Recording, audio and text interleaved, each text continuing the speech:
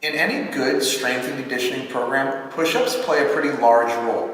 But one thing that we want to make sure of here at Platform is that we're doing our push-ups correctly. So we're going to start by having Jackie demonstrate a couple good reps. Before she does, let's talk a little bit about hand placement with the push-up. We need our athlete's hands to be right outside the shoulders, and you're going to want to make sure that your athlete's elbows are tracking back and never tracking out to the side. So Jackie's going to show us a couple good reps. Remember that a push-up always starts at the top and ends with the chest touching and at full extension. Come on out.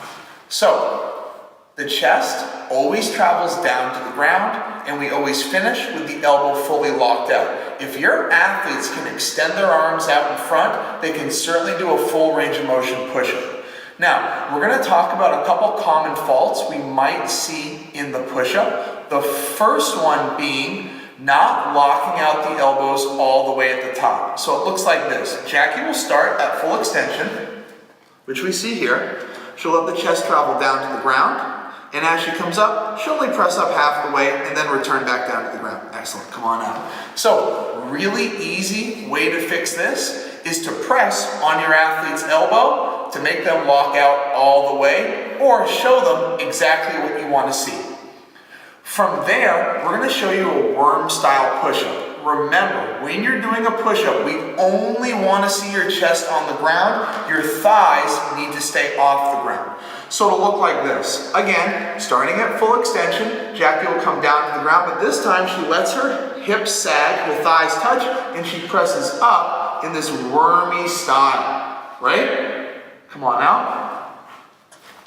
Now, the last one that we might see, and this is a little bit harder to see, is that Jackie's hip level won't stay with her body, with her torso. And it'll look like this.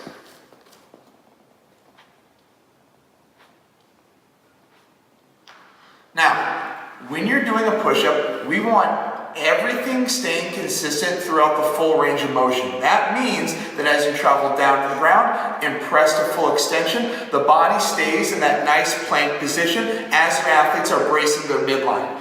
Now, if it's really difficult for your athlete to achieve reps here, we will never throw your athletes back down onto the ground and make them do push-ups on their knees. Instead, we'll bring our athletes to a box. Now, if you don't have a box readily available, you may have to figure out a different way to elevate your athletes.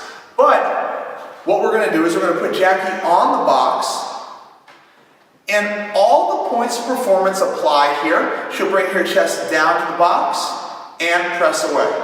Excellent. Now, the really nice thing about using a plyometric box, especially if you have ones that are varying in height, where you have a box like this that can turn up to 30 inches, back down to 24, and eventually down to 20, is it's really easy to modify the push-up for your athletes. A good rule of thumb is your athlete needs to be able to perform a minimum of 3 sets of 5 repetitions at any height box before we bring them down to the ground.